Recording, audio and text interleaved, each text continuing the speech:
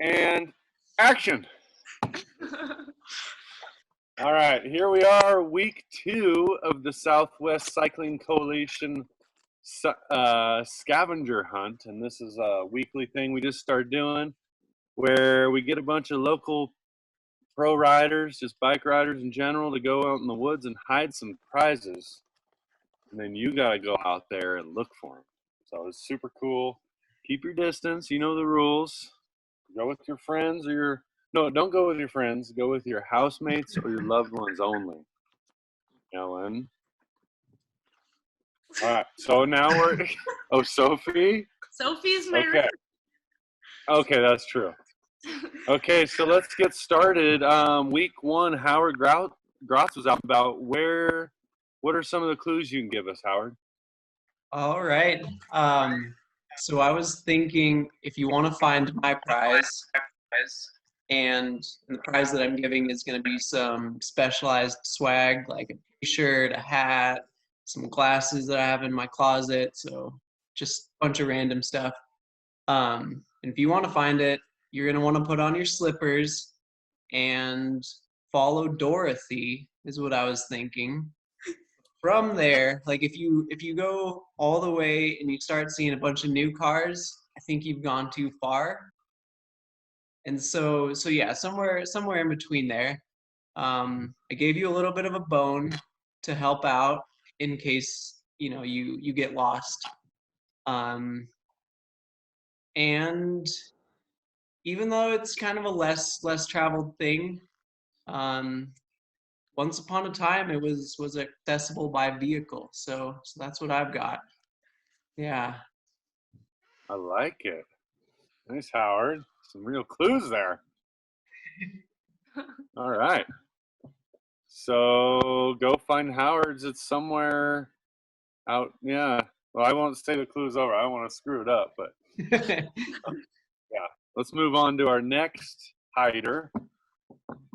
Who is that again? Payson? I think that was me. Todd. Yeah.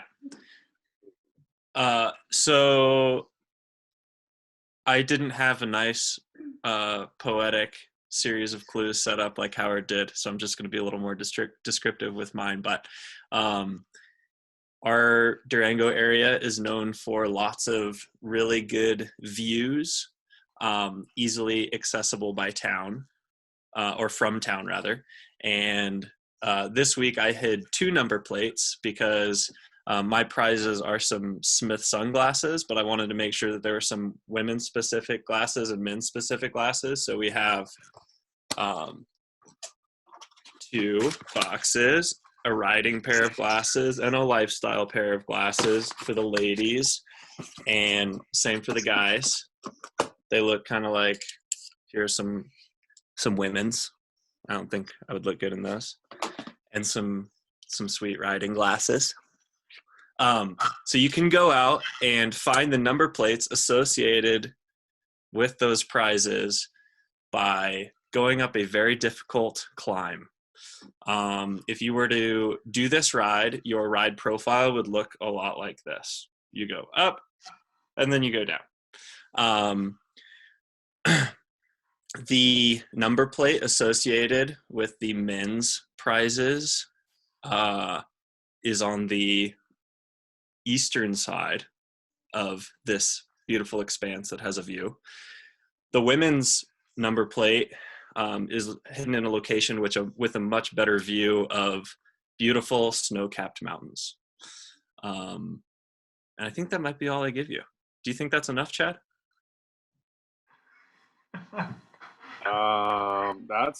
That's a wild goose chase. Well, I mean, but I think it's good. Let's think about it this way. There are I can think of like 4 common rides that have an awesome view. Yeah. That have big climb, big descent that you would do from town. Yeah. I can give more. No, yeah, I think that's good. I think we want them to. I think we want the challenge, so I think that's good. Okay. Yeah. Cool. What do you guys think? Are there any fellow feedback from the other hiders? You guys in there? It's good. Good. Okay. Yeah, I would Let's roll. one place to start. Yeah, I got some ideas too. All right. Next up, we have Todd and Cooper. Actually, can I give one more clue? Because I think that is super hard. Sorry. What? Oh, yeah, okay. Yeah, do it. One of the things that makes getting to this view so difficult but so rewarding is that whoever built the trails back then decided that switchbacks weren't as necessary in this scenario. Okay, that's all. That's good. Thanks for playing, Payson. Cool. All right. Cool. Well, we hid our number plate. Where'd we hide it? Somewhere in Texas. Yeah, somewhere in test track. And what trail did we go on? My favorite trail. Do you like to ride in mud when you ride? Yeah. Okay. And so our plate isn't hidden right on the trail. When you get to what, should you stop and look around for something? Snow, and then you will see these good skipping rocks, and then you climb up those. Then you'll see a tree, and it's in this slot. Yeah. So when we hid the number plate yesterday, there was a little bit of snow still on this trail and test tracks, and it was kind of covered, but it's a slower area, so you should be able to tell that there's a little bit of snow there. And when you get to that snow, you can stop, and if you look up, there's a tree that sits on top of this kind of peninsula, and we were able to climb up to it, maybe like a minute or two. We scrambled up some shale hillside, and you'll see this little tree. It almost looks like a bonsai tree sticking right on this peninsula, and our number plate is up there, right? But don't fall off when you're climbing up. That could hurt. It could hurt. And it's not super high. It's probably only like 30 feet above the trail. So don't climb up to like the top of the rim or something on that trail. Should be pretty obvious. And what are we going to give for the number plate prize? What do we have? It's point at it right there.